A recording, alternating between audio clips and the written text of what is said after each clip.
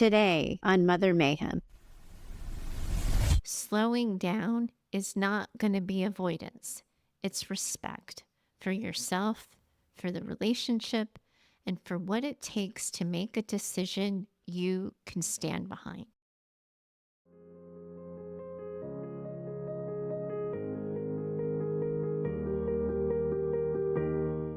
Welcome back to Mother Mayhem, the podcast for daughters of narcissistic and emotionally limited mothers. I'm your host, Heather Gray. And lately, I've been thinking about how much you daughters have taught me in the past 2 years. We're coming up on our 2-year anniversary of Mayhem. And we're also closing in on our 100th episode. And that has me in a period of deep gratitude and also real reflection on where we were when all of this started together and where we are going next. Looking back on who I was and what I believed when I started this show, my goodness, so much has changed. Starting this conversation with you almost 100 episodes back, I thought of myself as a purely cognitive behavioral therapist. I could help you understand what you were feeling, what that made you think, and then help you with your thoughts and feelings and what they made you do. We could find what worked for you, and we could keep those things that we liked and change what we didn't. And then you would be healed. And you were all in on this so much faster than I was. But trauma does not work that way because trauma doesn't just exist in your head, it lives in your body. And cognitive behavioral therapy has nothing on your nervous systems or your trauma brains. Those have a mind of their own. And if you don't listen to them, show respect for them, and do the work to understand them, well, we've all come to learn that healing just isn't possible. That is something you've all taught me, and I have been pushed and challenged to learn so much more in our time together. The other day, I saw a social media post that said healing from trauma is about reintroducing yourself to yourself. And I kind of laughed at that one. And I'm pretty sure that if I went back and listened to our first episodes together, I would hear myself saying exactly those words. What I've learned from all of you, from your letters, from your stories, from Tuesday group, and from shares inside our Mayhem Daughters community, though, is that belief is such an oversimplified and trite version of the truth. Of course, is this idea that you can heal from your trauma and then reintroduce yourself to yourself after trauma true for some people? Yeah, I think it is. I actually think it's true for me and people like me, people who were born into loving and healthy households and then experienced trauma. If you and your body knew love and safety from the start, yes, I imagine that there can be a returning to self after processing grief and trauma. At least I've found that to be true for myself. I was born wanted, cared for, and I was kept safe. I experienced the death of my mom when I was 5, and things got harder when my stepmother came into our lives. And you might have heard me share a story of how I remember it. How in my memory, I was on a swing, swinging as high as I could, barefoot, touching the sky, jumping off the swing, flying through the air, and then getting yelled at by my stepmother in a moment that took my breath and changed the course of my life for years to come. My healing journey's been lifelong, and for a long stretch in my 30s and early 40s, admittedly, I really thought I was done. I thought I had done the work, that my healing days were behind me. But in January of 2023, as I was beginning Mayhem, I cracked open in ways that I didn't see coming. Not all at once, because it doesn't usually happen that way, but in layers. And I discovered that there was more healing to do, deeper layers that I hadn't yet touched. And now, as I close in on 49, I don't just remember the barefoot girl flying high on the swing. I recognize her. I see her in how I show up for my life and how I move through the world and how I plan for what's next. For me, this is a reintroduction to self. It's remembering who I am and realizing I have been her all along. But for you, daughters, that isn't your story. Your earliest memories aren't of love, of having needs met, or of feeling safe.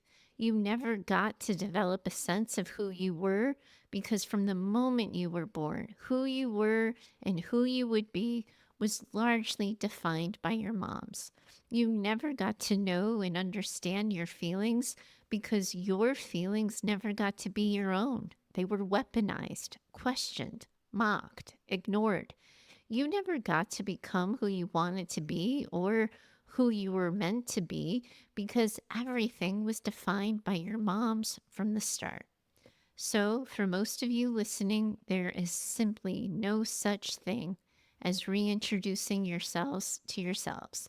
That isn't how any of this will ever work for you because there are too many questions you don't know the answers to, too many things you haven't had the luxury to think about, and too many ways childhood trauma has hijacked your development of self.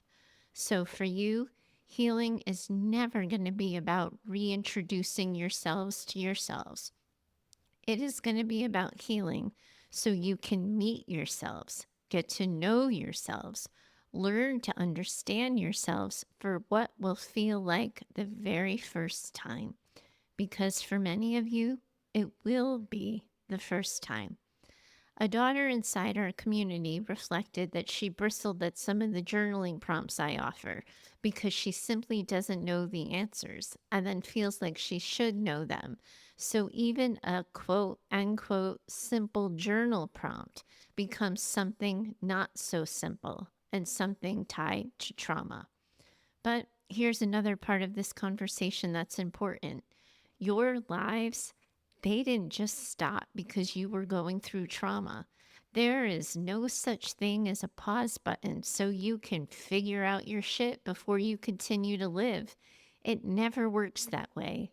Living for all of you meant living with your trauma brains, with the way your trauma affected you, and with the ways that trauma lived in your bodies.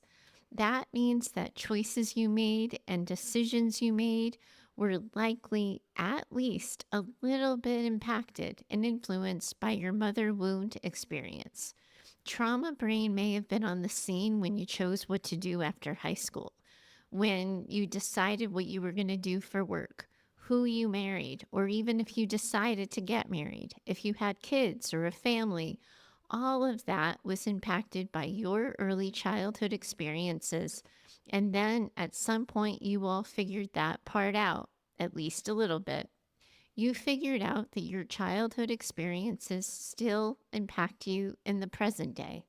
And you decided to get to work on figuring that out, understanding yourselves more, getting to know yourselves more.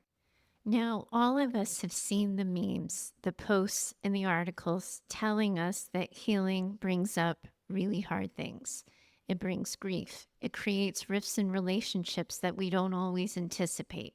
It opens up new ways of seeing your life and the world so that things in your life that used to make sense and feel right stop making sense. Sometimes, as you catch up with yourselves when healing, and as you get to know yourselves, you realize the person you are now that you've healed would never have made the decisions that your unhealed or less healed self had made. And man, oh man, does that open the doors for a world of hurt and confusion. In those moments, healing can start to feel like betrayal because the life you built before you healed, it doesn't always make sense anymore. It's as if certain parts of your world no longer fit. The roles you played, the choices you made, the relationships you committed to, they don't quite line up with the person you're becoming. And sometimes realizing that breaks your heart all over again. The pain that comes with healing is real pain. And as we've all learned, It has to be worked through, whether we like it or not, whether we want to or not. And that's exactly where today's letter writer, Christy, finds herself. And lately, I've been thinking a lot about what healing actually asks of us, especially when it starts to change what we want or who we want it with. And let me tell you, I haven't just been thinking about this from the therapist chair. I've been living it. This week's letter from Christy cracked something open in me. Her words brought me face to face with a part of my own story that I have been carrying pretty quietly until now.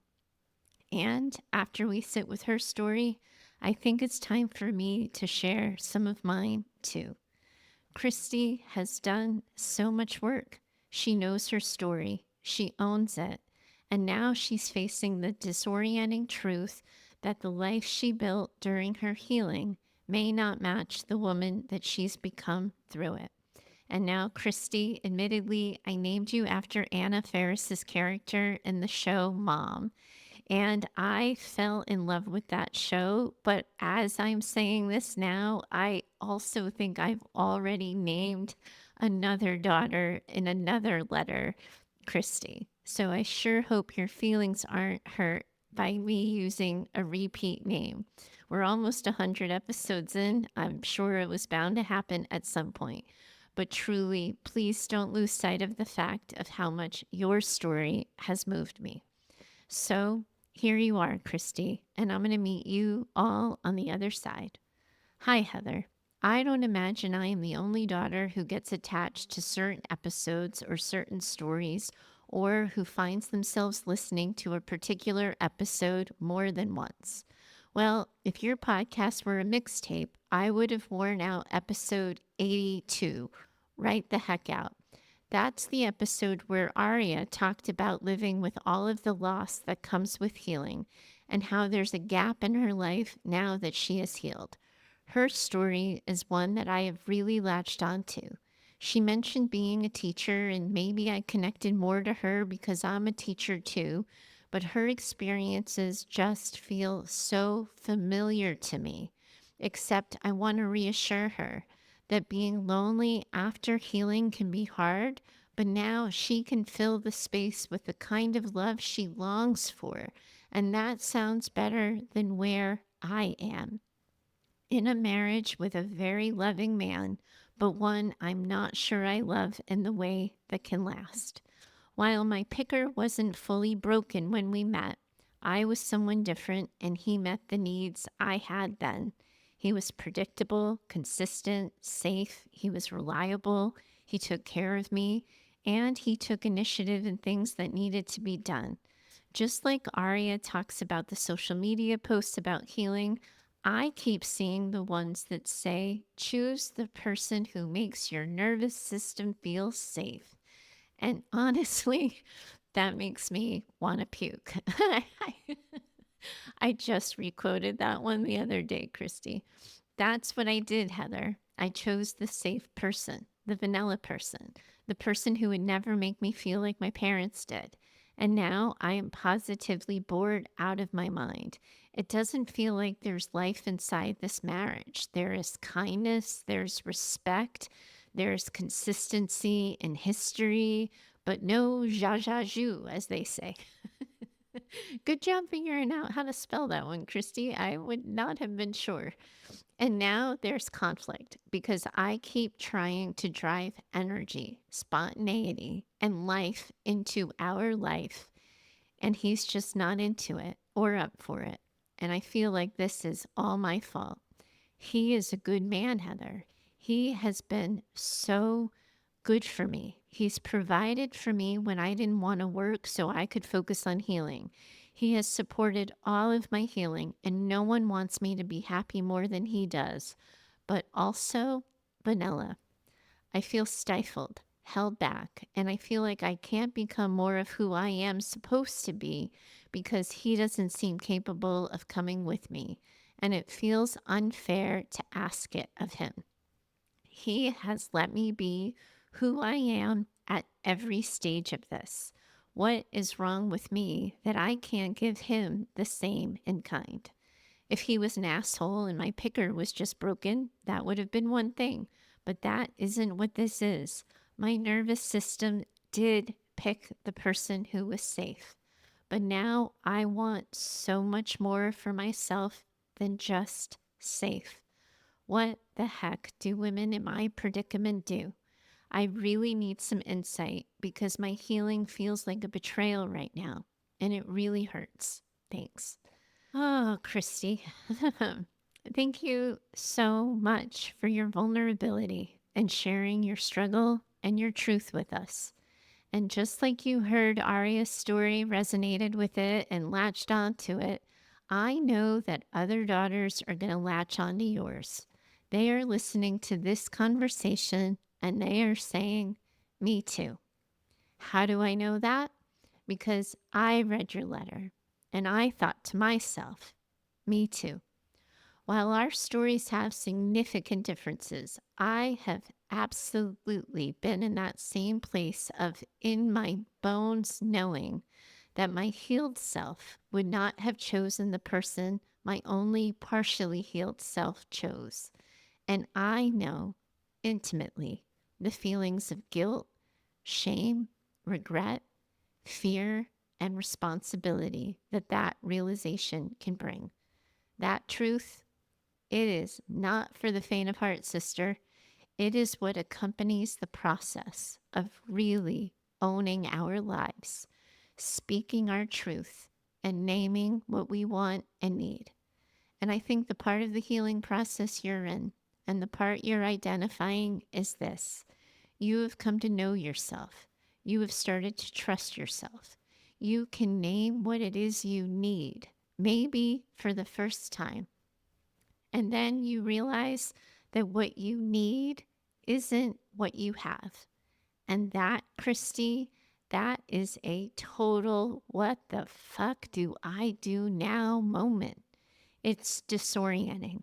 It's vulnerable because now comes the hard part, asking for what you need and risking disappointment. You start wondering, am I going to have to blow up my life? What if the person I chose can't or won't grow with me? What if loving them isn't enough anymore? And holy hell, those feelings are intense. They're confusing and they're terrifying because, of course, they are. And when we get scared, what happens? Our trauma brains take the wheel. We want to fix it, solve it, act on it. And here's what I want you to remember. You can slow this down. In fact, you should. If this is a relationship that needs to end, that will still be true tomorrow and the day after that.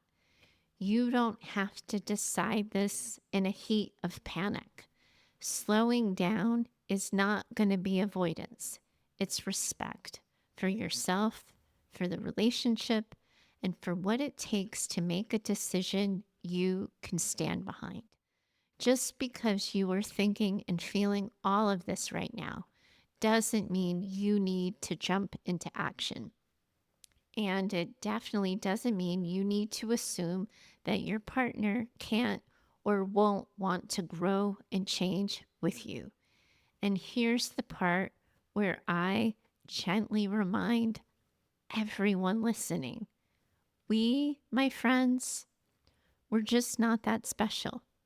This isn't some rare, uniquely messy daughter problem.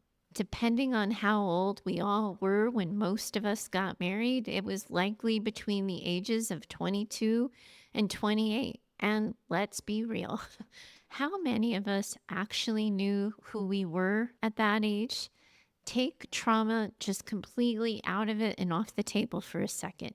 Even without the mother wound, how many people really know themselves well enough at 25 to make a choice that will still fit at 45? Now, yes, sometimes, as we've seen in stories like Jenna's from a couple of weeks ago, trauma brain plays a major role in who we choose. And sometimes our pickers are wired towards safety and not connection. Sometimes we don't choose from love, we choose from survival. But sometimes we just didn't know what we didn't know. We made the very best decision we could with the tools, knowledge, resources, and information we had at the time. And then we healed and we grew and we changed. So, of course, some things in our lives aren't going to fit anymore. Some relationships will stretch and adapt with us, and some won't. But that isn't failure, it's life. But here is where being a daughter really does start to come into play. Someone without a trauma history might be able to acknowledge, hey, I've changed. I want different things. But daughters, because of your trauma and your special brand of it, you often find yourself thinking that those changes are your fault, your responsibility. You tell yourself, if I hadn't had trauma, I never would have made this choice. I wouldn't be here. And then the guilt shows up. Then the shame follows. And those feelings get internalized. You find yourself starting to believe this isn't my spouse's fault. They haven't done anything wrong.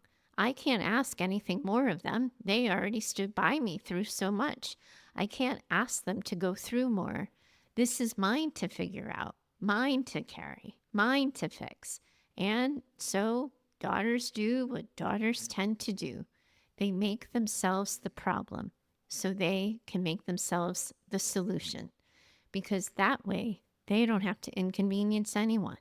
Not with one more change, not with more needs, not with more vulnerability. Ask me how I know, Christy. So here's where we go from here. We need to help you slow this down and get really clear with yourself about what it is you actually want. You already know that you value safety. You already know you like consistency. But now, recently, something else has emerged. You've started to want more. So let's get curious. What does more look like? What are you actually asking for? If you remove the self-imposed censor from your life, that filter that tells you what you're allowed to want, to say, to need, or to do, what would be left? What would you want your life to feel like? What would you be giving your energy to? What would you be talking about? How would you be spending your time? If you didn't have to explain or justify it to anyone, what would you be doing differently? That is the clarity we're after. Because before you can tell your husband the truth, you have to know it, at least as much as anyone can know their truth at any moment in real time. And once you know what you want and need, the next question is, how would you know if you had it? What would you see in your relationship that would tell you your needs are being met? What would success look like for this version of you? What would a happier relationship feel like? What would signal to you that you are on the right path? Those are the conversations that have to come first, not with him, with yourself. Now, I want to remind you of some of the communication skills that we've talked about here on the show. And you all know that I lean really heavily on transparent communication, telling people what you want them to think. And I know that that can sound a little manipulative, but that isn't how I mean it. So stick with me on this and hear me. Because what I mean is be clear, say what you mean. Don't make them decode it. We are not leaving breadcrumbs in hopes that they find their way to our truth. We're setting a place at the table and we're inviting them in. When something feels off in our relationships, it is tempting to jump straight into what we want our partner to do differently. I need you to stop this. I need you to start this. And after doing all this work on boundaries, you might feel like you're ready to go full courtroom drama. Cue the opening statement. But Christy, I don't think this is a boundaries first situation. This isn't a power play, it's a conversation, an honest, vulnerable one. And yet, it's pretty hard. And yes, it is scary. You might want to fake a headache and crawl under the couch halfway through it. But none of those are reasons not to do it, not to have the conversation. They're just reasons to be careful with yourself and with him. So let's walk through an ideal version of this conversation. I will walk you through the by the book version, if you will, so you can understand the bones of it. And then, because life never goes by the book, we'll talk about the messy middle that usually follows. First step, we got to get you permission. You don't want to ambush him. You want to set the tone.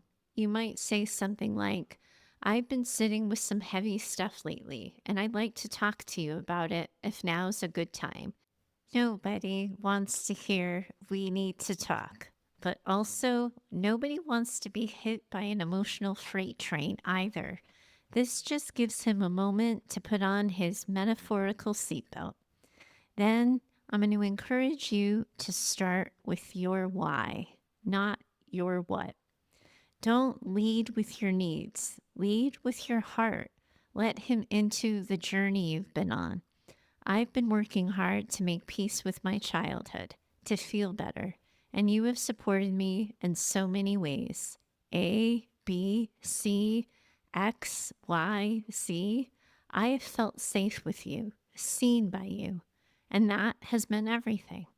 Then say, but that version of me was still deep in healing. And now that I've done more healing, I'm starting to want new things. And you might feel awkward here. You might cry. You might freeze. Totally normal. Just breathe. Keep going. I'm scared this will change us. I'm scared you won't want what I want. But I also know that not saying anything is changing me, and I can't do that. This is the moment to check in. Is this making sense? Are you okay hearing this? And if he needs to process or ask questions, that's a good thing. That is what conversation looks like. Then I want you to name your more. You don't need a manifesto. You are not submitting a change request form here to HR. You are just letting him get a peek into what's been stirring inside of you. I think I'm craving more connection, more energy, more color in our life, something that makes us feel more alive. And I don't have it all figured out yet, but I know I want to try. And then ask, would you be open to trying some new things with me? Maybe it's about how you spend your weekends. Maybe it's how you reconnect during the week. Maybe it's how you talk about your future. Start small, keep it real, and be specific if you can. And then you got to expect feelings, his and yours. He might get really quiet and he might get defensive. His first answer might not be his best answer. Or maybe he starts folding laundry in some kind of panic spiral. One can only hope, right? But whatever he responds with, don't panic. His first response doesn't have to be his final one. You are giving him something really big to metabolize and process. It is okay to give him some space and time, but don't shrink your truth to make his feelings more comfortable. You're not just advocating for your future. You're showing him how much this matters. Then we start talking about outcomes. If you're met with openness, even if he's shaky and nervous about it, you can meet him there. If you're met with shut down, defensiveness, or blame, you can meet him there too, but you've got to bring your boundaries alongside your truth. You'll feel it in your bones. If he's in, even if he's scared, is he trying, even if he's slow, or is he just closed off to the whole thing? You didn't come this far to abandon yourself now. You've worked too hard. You've come too far. And if your body is already telling you, I'm done, that matters. And it is your truth. And then the conversation becomes, this is what I've realized. This is what I need. And I don't think this relationship can hold that. And it will hurt. And it will feel bad. But it will be honest. And yes, sometimes making yourself happy means hurting someone else. But that is what living in truth can cost.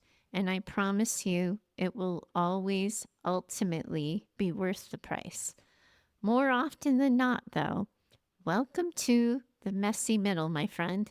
You'll keep talking. You'll keep trying new things. You'll revisit the conversation. Sometimes it'll feel like progress. Sometimes, admittedly, it will feel like watching paint dry. And eventually, you will come to know. This is a relationship moving forward, two people growing together, or this is a good man who just isn't the right fit for the life you're building now. And that realization, we know, will come with a pile of grief, but it's also going to come with some clarity. And clarity is where freedom begins. And Christy, you are not alone in this.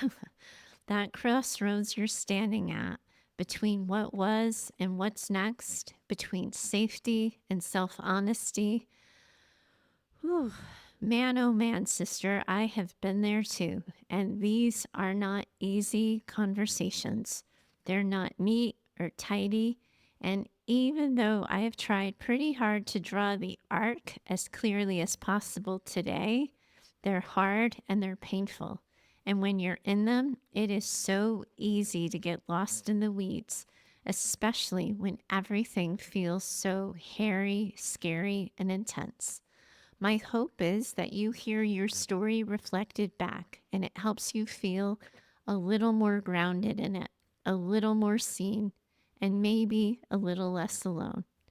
Now, let me tell you why this story, your story, has been living so close to the surface for me. Because over the past couple of years, I've been doing my own kind of wrestling, and it hasn't been easy. It's been really hard. This work asks more of us than we can give sometimes. And for me, it asked me to take a long, honest look at parts of my life that I thought I had already made peace with. You've heard me say it at the beginning of the show. If healing were easy, everyone would do it. And we both know a lot of people are not doing it. And honestly, I get why. It is so tempting to tune out, to look away, to pretend. At least that's what I found myself doing until I couldn't do it anymore. I've been holding a story. I've been starting it, stopping it, circling it, because telling it means owning how far I've come, but it also means naming the shame that I've still been carrying. And you have heard me say it before. Shame cannot survive in the light. That's Brene Brown, and I have stolen it so often I should be paying her royalties. But I've also printed her out, and I printed this quote so it can sit with me as I finally tell this truth. Reminding myself of that quote, that truth, and knowing that it is the only way I know how to tell this story, because this one is personal. It's the kind of story that brings both pride and shame to the surface. And if I have learned anything from sitting in this community with all of you, it's that we can't tell the truth in pieces. We either tell it all or we keep carrying it.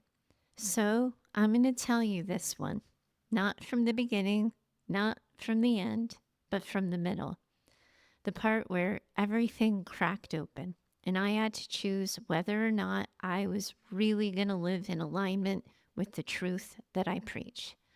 Several months ago, my husband and I were having an average dinner on an average night. Our out of his mind reactive dog was barking at the sliding glass door at something in the backyard. That too was pretty ordinary for us. Then my husband opened the slider and did something we never do. He just let the dog out without holding on to the leash. In a frenzy, the dog ran out like a maniac toward whatever it was he had been barking at. He plowed straight into a square-foot piece of tile we had had sitting at the end of the table for a house project. He yelped, this deep, awful, high-pitched, and then guttural kind of growl, and he shrunk to the ground in fear. He startled himself, and we didn't know if he was hurt. I grabbed the dog. I slammed the sliding glass door shut, and I watched my husband lose his ever-living goddamn mind on the piece of tile. He destroyed it. Shards of the tile flew all across the yard, and I was startled, scared, appalled. He came back inside and was instantly met with my rage. Why, in the love of God, did he let the dog go like that? We never do that. And then to react that way, it scared me. All of it was awful. And since we tell the truth here on Mayhem, I will tell you this. I called him a piece of shit. And then I didn't pass go. I didn't collect $200. I went straight to giving him the silent treatment. Was it my finest moment? No, probably not. Was it an honest one? Abso-fucking-lutely it was. I got on my indoor rower, and I rode as hard and as fast as I could for as long as I could. Sadly, not that long. I moved to the shower, and then I put myself in the guest room where I never managed to fall asleep. I was too dysregulated. I didn't speak to him the next day or the day after that. I was just so mad, and I was flooding because our relationship is not an unblemished one. There are parts of it that don't feel good to think about, to know, to own, or to hold. And I wondered whether I was going to be able to overcome one more thing. And I questioned whether or not I even wanted to. Because like Aria and like Christy, I had been in my own period of healing. At the time, I was working really hard on myself. I was taking full accountability for my life. And my marriage, well, it was something I had done some good surface work on, but the underbelly, the roots, the origin story, if you will, it was right there for me to see. And in my bones, I could feel it. This time was going to be different. Not because of what happened, but because I was different. It had been a year of holding radical accountability with myself, and managing this without that same radical accountability, it wasn't going to work. It wouldn't stick, and I could tell. The pattern was familiar, ruptured. Then I get boundary, entitled, and I storm off. But like clockwork, it was always me who circled back, me who started the conversation, me who worked toward repair. And this time, still me. But as I've said to you, all of you, so many times, when one person in the pattern changes, everything changes. And something in me knew, yes, I would likely be the first person to speak again, but this would be where it changes. I had been the first to leave, the first to disconnect, so it felt right that I would be the first to talk. And I don't even remember what I said, but I do remember what he said in response. He started sobbing. He was filled with shame and remorse for what he did to the dog, for letting him go, for putting the dog at risk, for scaring him, for letting him get hurt. He couldn't forgive himself. He was beside himself. He couldn't breathe at one point. He didn't know how he was going to be able to forgive himself. And he said he deserved every awful thing I said and did in response. It was not my wise mind, wisest self who responded. It was the younger me, mid-20s Heather, early in our relationship, the one who had waited years for a true repair that never came. Not one part of me was soft or empathic to his emotional state. I wasn't cold, but I was solid. Solid in my knowing, solid in myself, and I very matter-of-factly replied, "Gee, I wonder what it would be like to be on the receiving end of that kind of remorse for the things that happened between us, because I have never, not once, experienced that from you after any of our ruptures, but you were willing to give it to a dog." And there it was, my truth. Our past, we kept going, but we never fully healed. We had hard times, we'd survive them, we'd push through, but there was no real repair, no full accountability, no forgiveness that ever reached the bone. Just moving forward, hoping time would do the healing that neither of us had the tools or maybe even the courage for to do ourselves. And that was the part that hit me the hardest. This wasn't about the dog or the tile or the moment. It was about everything that had been buried under our version of getting through it. And the truth is, it had been buried for a long time. So let me take you back to where it all began. I met my husband in 2003. He was my first serious relationship. I was 27. I had dated. I had even had a heartbreak or two, but mostly I was career driven. I was working my way up the ladder in the residential program you've heard me talk about. I had been working really hard to become a program director. Our early relationship was immature, filled with makeups and breakups and pushes and pulls. I had never done serious, and I was learning how to do that with him. And he didn't really know how to do serious, even though he had done it before himself. We were imperfect at best. We stayed imperfect for 2 years until we both got tired of the cycle and thought, maybe we should take a break. It wasn't dramatic, just old and heavy and exhausted and tired. 6 weeks later, on a Monday, I got promoted, program director, my dream job. I got it. And it broke my heart a little bit that he didn't know. That Friday, he was on his way to work. He was in a crosswalk with the right of way when he was hit by a bus. The driver had been looking left and never saw him. They said he was likely paralyzed from the waist down. I got the call that night from a mutual friend, and he said, "I thought you'd want to know." And of course I wanted to know. The next day I went to the hospital, and the first thing that hit me was that no one was there. He had been hit by a goddamn bus, and no one was there. Not his parents, not a crowd of people rallying at his side. It was a friend from college, her husband, and me. I called his grandmother and I asked where everyone was. She said, "I imagine they're keeping him sedated so he wouldn't know if anyone was there anyway." I still hate all of them for that. The next day, he was scheduled for surgery, the one that would determine whether or not his spinal cord had been fully severed. And it was.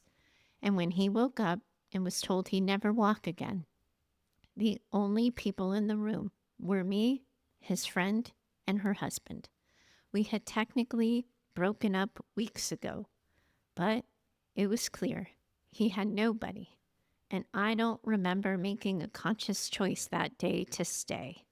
It just seemed like what I had to do because no one else was fucking there.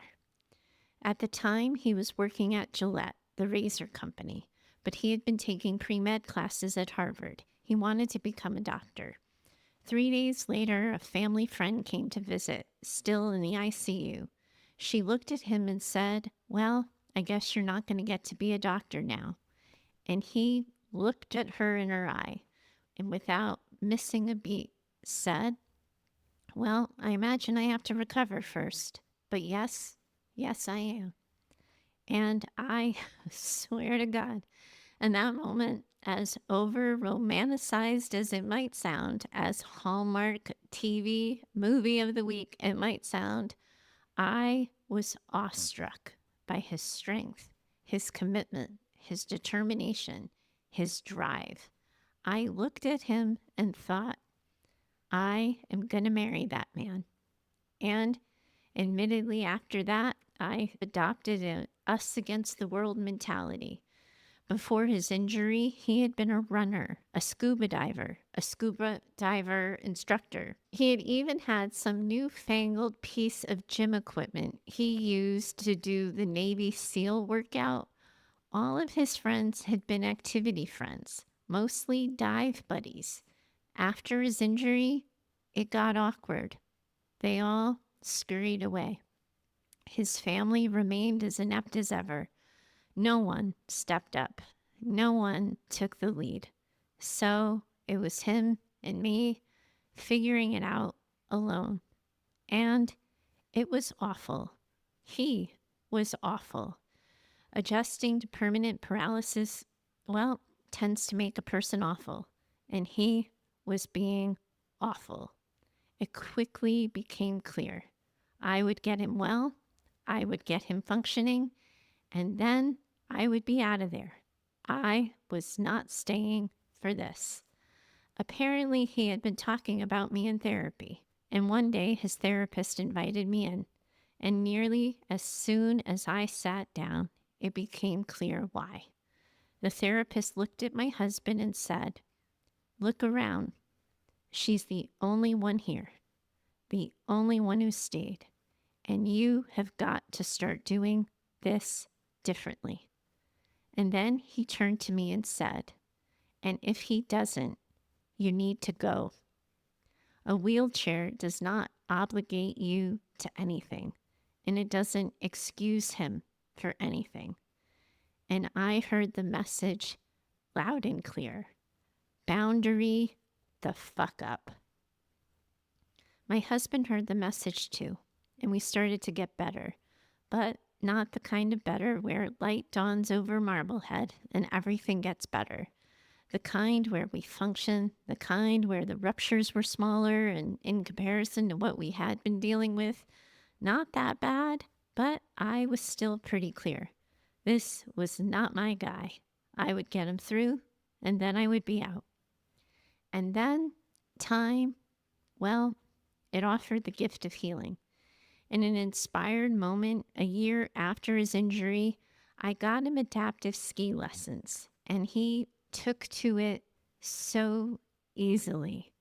And suddenly, there was life in him again. He didn't just survive. He was starting to live again. And he went back to his classes at Harvard for pre-med, started his medical training. We went on a couples retreat and tried to think about how and who we wanted to be as a couple and learned some better skills. And he was a different person once he got into med school and started classes. He was focused and confident, excited. We were good, and we got engaged. And saying yes was easy. It didn't feel like the wrong choice. It felt like we had finally grown up.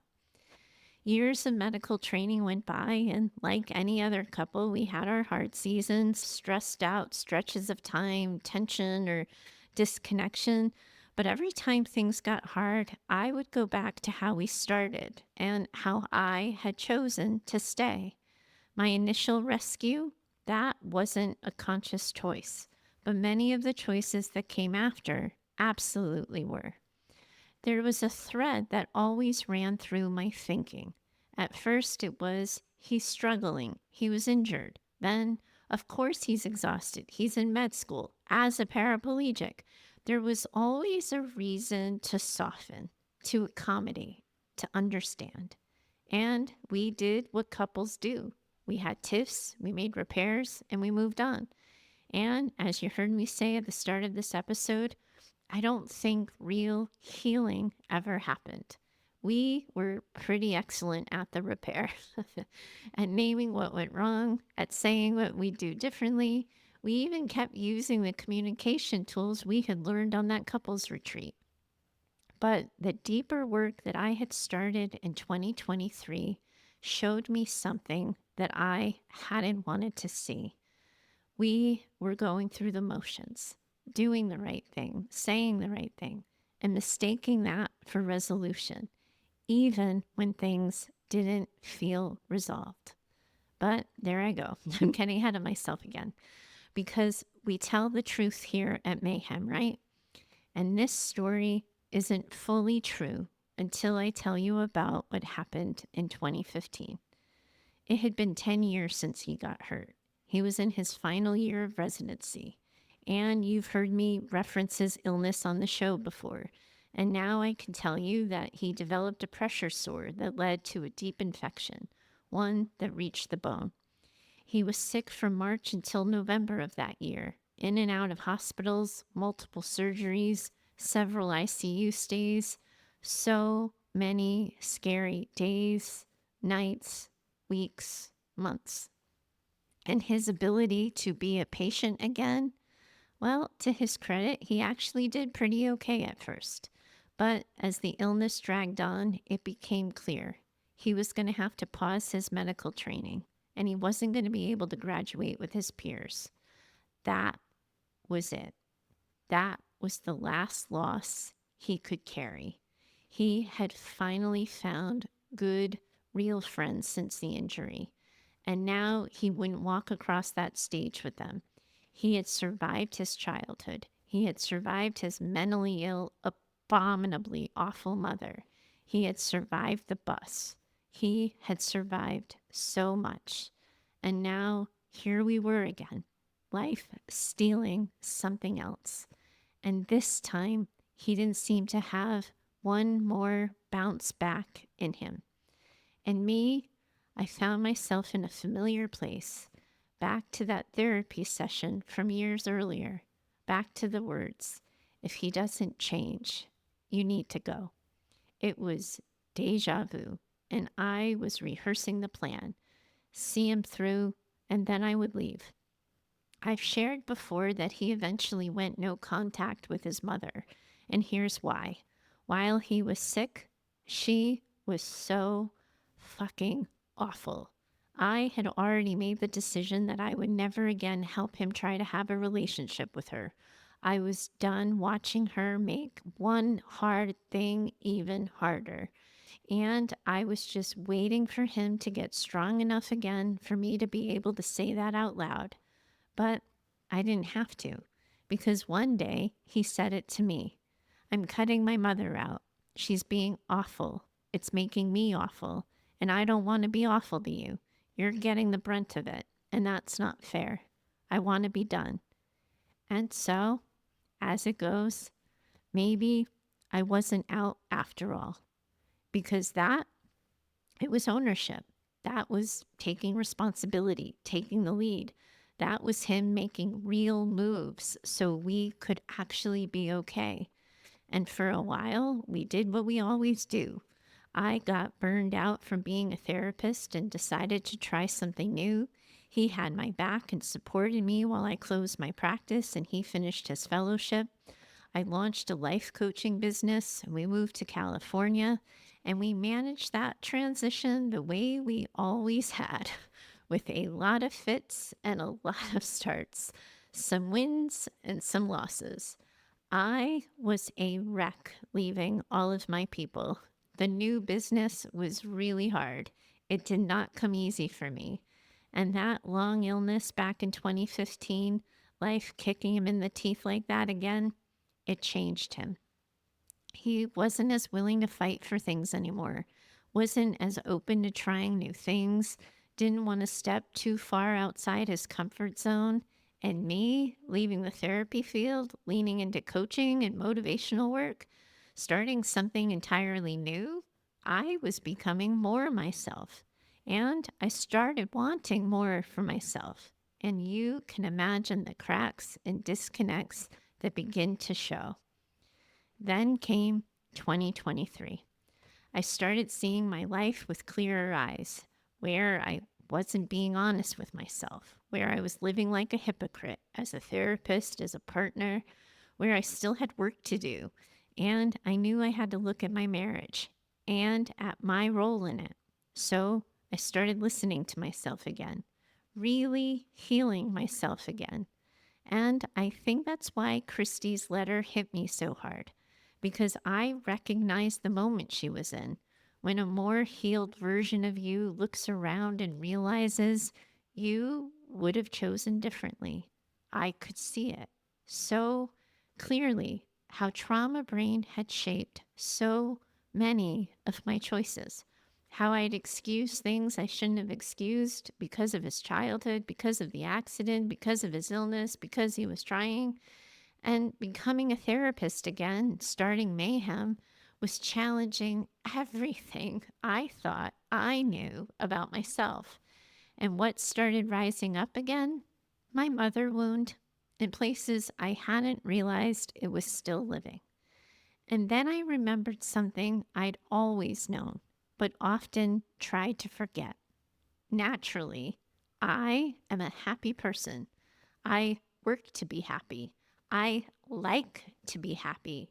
I fight for my happiness. I want to take every bite out of life that I possibly can. But I was dimming that. It became and felt disrespectful to bring joy with my husband, who had become increasingly scared of his own shadow, while I was looking for what was next. And now maybe you see it, right? That perfect storm. My healed self, my full energy self, the one who knew deep in her bones that she would have chosen differently, standing at that moment, the one I brought you into earlier, the one where the story turns, where I said, gee, I wonder what it would be like to be on the receiving end of that kind of remorse for the things that happened between us. Because I've never, not once, experienced that from you or any of our ruptures, but I just got to hear you give it to the dog. You see, I have this prayer I've used regularly in my life for years now. May the words I need to say come out of my mouth right now. And I had said my prayer, and those were my words. That line, calm, honest, final, it was my truth, my coming to Jesus moment, as they like to call it. And I was terrified of what was going to come next. I said them, and then it was my turn to break, to crumble, to fall apart, to ugly cry, as I finally said what I hadn't said for years. I talked about the shame I carry from our past, how embarrassed I am by it, how people look at us and they create this story. And yeah, it is one hell of a story. But the underbelly, the roots, they're tangled and gnarled up and messy. And for a long time, it felt like it was my dirty little secret. Yes, we follow the steps. Yes, we always try to be better, to do better. But sometimes it just feels like putting lipstick on a pig, Because while none of this has been fair to him, his childhood, the accident, getting sick again, none of it was fair to me either. And somehow, because I'm the therapist, the emotionally intelligent one, the one who can have these conversations, I've become the one expected to hold it all, to patch it, to shape it into something survivable, to gather the pieces and make them okay somehow. But it hasn't felt okay, not for a long time, because I put up with things I would never want a client of mine to tolerate. And I kept making them okay because I understand why he is the way he is, because I know he loves me, because we are in so many ways good together. But I'm tired of making it okay. Tired of being the most functioning person in the room. Tired of being the most capable. Tired of always feeling bad for the things I said yes to. Tired of looking at our life and feeling embarrassed by it. Tired of feeling like a hypocrite. Just tired. I said all of that. And then I finished talking. The house was silent, and I was just crying. And then calmly he said, "Is there more?" That thing we learned to say at the retreat all those years ago. The way to make sure the other person was done, that they had said everything they needed to say. He said it so softly, I wasn't actually sure I'd heard him. I didn't have my hearing aids in, and without them, well, it's basically the Wild West around here sometimes. But then I saw it, his hand, open and reaching for mine. And I just fell into his arms, sobbing and sobbing and sobbing. And he just held me. He didn't talk, he didn't fix, he just held me. And he held everything I had just said. He was steady, rock steady, surprisingly calm. And I was startled by how tender and fragile I felt, and how strong and capable he suddenly seemed. Looking back, well, I guess it was his turn, and I let him take it, even though the pure vulnerability of it all scared the absolute shit out of me. He asked what happened next, what I needed, and I told him I didn't know, that I hadn't planned on saying any of that. And now that it was out and now that it was there, all I knew was I didn't want to take it back and I didn't want to make it untrue. And he said that he didn't want that either, that he didn't want me to feel that way about us anymore, that he wanted us to be better for real. And he asked me to spend some time thinking about what I wanted and needed to make that possible. So we put it down for a bit, while I thought it through, while I caught up with myself. And you all know this. Answers to questions like that, they're not always clear. They're not always black and white. I drew that nice clean arc for Christy for clarity. I had done some serious work on myself, and still my answer wasn't immediate until it was. And then I knew. I knew what I needed, what little girl Heather needed, what young adult Heather needed, what present day Heather needed. So I came back to the conversation.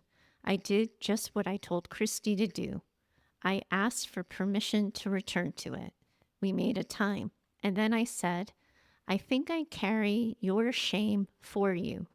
Or maybe I protect you from feeling bad, and you don't have to feel your bad feelings after we have tension.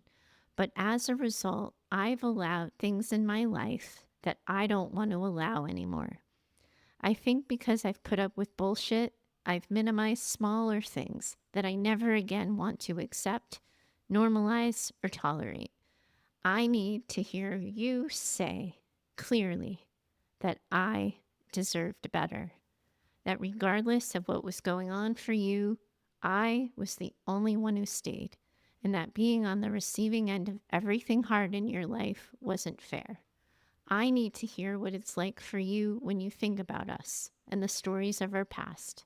I need to hear that they're unacceptable to you too, that you believe we can be and can do better, that you want that for us, and that you will be expecting more of yourself.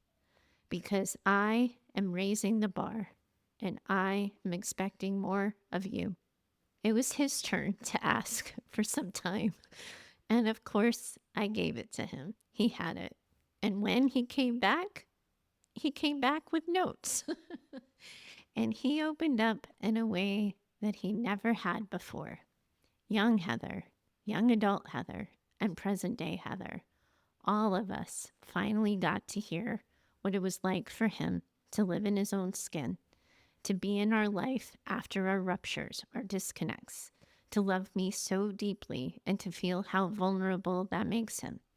He talked about how hard it's getting for him, how he's aging, how his body accommodates less and less, even though we're not even 50 yet.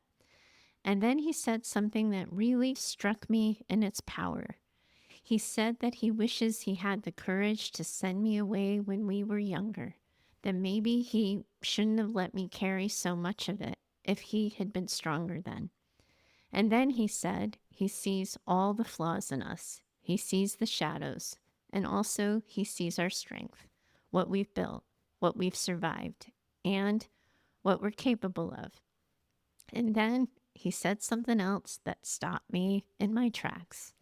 You always said two things can be true, right? So yes, we have a past, and it is shadowed, and parts of it are unattractive. But look at what we have been capable of despite dragging around this heavy thing. What could we be capable of if we let it go once and for all? I really want to find out because I'm proud of you. You've worked on yourself so much. You've been fearless and honest in a way that pushes me to do the same. And I want to see what we can do with that. And I'm hoping you want that too. And of course, surprise to no one listening, I was sobbing. And I nodded yes. And we just started talking about a new future. We added some tools to the tool bag, regular check-ins, especially when things are good, new ways to spend our free time, a shared plan for how we're going to approach his aging, disabled body, a new tenderness, a new lens, a new kind of team. Now, all right, I get to take a deep breath. Oh my goodness, you guys. All of this happened months ago at the end of 2024, and it has taken me some time to sit with, to get enough distance, and to really think about whether this was a story that had a place on this show. But here's what I know. When I had a life coaching business, my marriage was public. I wrote about it. I talked about it. And while I acknowledged the tensions, I didn't acknowledge all of them because I was still trying to look away from the really hard parts. And while I've shared stories about my husband here on the show, I never disclosed his injury because I knew once I did, I'd have to tell you all the whole truth.